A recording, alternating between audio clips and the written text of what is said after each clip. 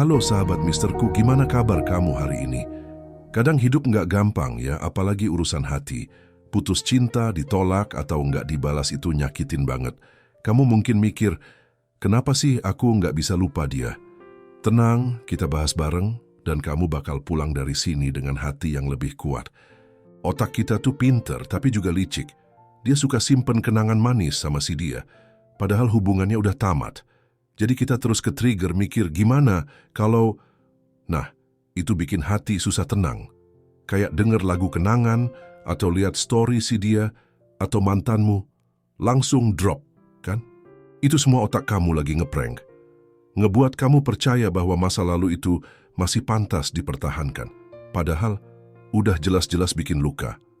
Kita harus sadarin ini, supaya bisa mulai jalan ke depan. Oke. Di video kali ini, Misterku mau berbagi tips jitu supaya kamu bisa segera move on dan menjalani hari-harimu dengan lebih ceria. Tips pertama, terimalah. Ya, kamu harus berani menerima kenyataanmu, menerima bahwa hubungan itu sudah berakhir, bahwa dia bukan lagi bagian dari harimu. Ini bukan soal lemah, tapi soal keberanian untuk jujur pada diri sendiri. Sekarang dengerin ini baik-baik, kamu harus berani terima semua rasa. Sedih, kecewa, marah, biarin aja mengalir. Nggak usah ditahan. Kayak ombak, kalau ditolak makin besar. Tapi kalau dirasain, lama-lama juga surut sendiri. Mungkin kamu juga bisa belajar dari contoh kasus ini. Aku punya teman yang nangis berminggu-minggu setelah putus. Tapi setelah dia jujur sama perasaannya, dia malah makin kuat. Jadi jangan malu ngerasa sakit. Terimalah karena itu bagian dari penyembuhan. Tips atau langkah yang kedua, jauhkan pengingat tentang dia. Masih suka stalking si dia. Simpen fotonya. Percaya deh, itu cuma bikin kamu terjebak. Otak kamu bakal terus diseret ke masa lalu. Coba hapus foto, unfollow akun dia, dan simpan yang perlu aja. Sisanya, let go. Aku masih ingat kasus temanku. Dulunya susah banget move on. Tapi setelah dia stop stalking dan no contact, hidupnya berubah, moodnya naik, pikirannya lebih tenang. Kadang, kita butuh jarak biar bisa sembuh. Oke, sekarang tip yang ketiga, isi waktumu dengan hal positif. Mulai sibukin diri, ikut kelas online, olahraga, atau gabung komunitas. Semakin kamu punya kegiatan baru, semakin sedikit ruang buat mikirin dia. Ingat, hati yang sibuk nggak sempat galau. Ada contoh kasus seorang temanku setelah putus. Dia mulai rajin nge-gym, terus belajar masak. Sekarang dia bahagia, makin sehat, makin percaya diri.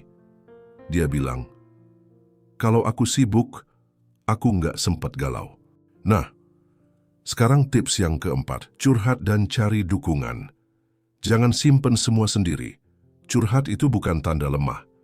Justru bukti kamu cukup berani buat sembuh. Cerita ke teman, keluarga, atau profesional, itu langkah penting. Kalau kamu bisa bilang, aku nggak baik-baik aja, itu bukan kelemahan, itu keberanian. Dan dari situlah penyembuhan dimulai. Tips kelima, buat jurnal. Coba deh tulis semua perasaanmu di jurnal. Nggak harus indah, yang penting jujur. Tulis apa yang kamu syukuri hari ini, dan apa yang kamu pelajari dari kisah lalu. Mungkin kamu bisa belajar dari contoh kasus ini. Ada orang yang tiap hari nulis rasa syukur dan pelajaran dari kisah cintanya.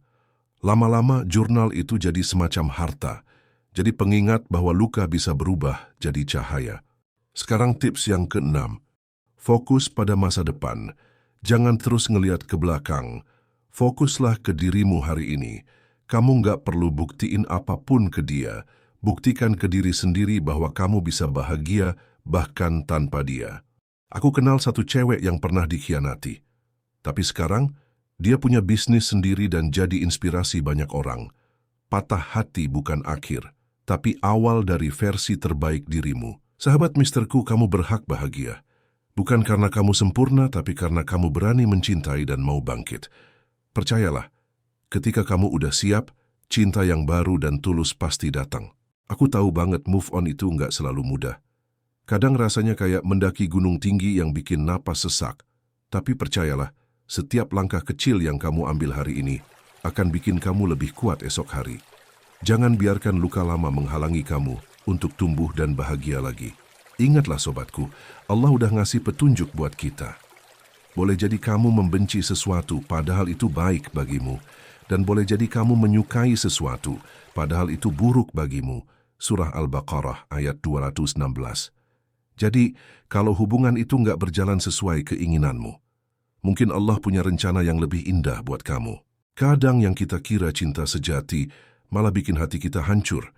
Tapi itu bukan takdirmu, sahabat misterku. Jangan biarkan masa lalu bikin kamu terjebak. Dia bukan takdirmu, karena yang terbaik pasti Allah simpan untuk waktu yang tepat. Yakinlah, yang pergi bukanlah yang terbaik, yang datang nanti akan jauh lebih baik. Teruslah melangkah, sahabat misterku, meskipun pelan-pelan. Jangan takut untuk menata hati, memperbaiki diri, dan membuka pintu kebahagiaan yang baru. Hidup ini singkat, jangan habiskan waktumu untuk menangisi yang bukan takdirmu. Kamu lebih berharga dari apa yang sudah pergi. Semangat terus ya. Demikianlah 6 tips agar kalian yang saat ini sedang mengalami patah hati bisa move on dengan mudah. Semoga bermanfaat. Terima kasih sudah hadir di Misterku Channel, channel tentang motivasi hidup, motivasi cinta, dan cerita inspirasi. Semoga bermanfaat. Sampai jumpa di konten-konten menarik selanjutnya. Wassalamualaikum warahmatullahi wabarakatuh.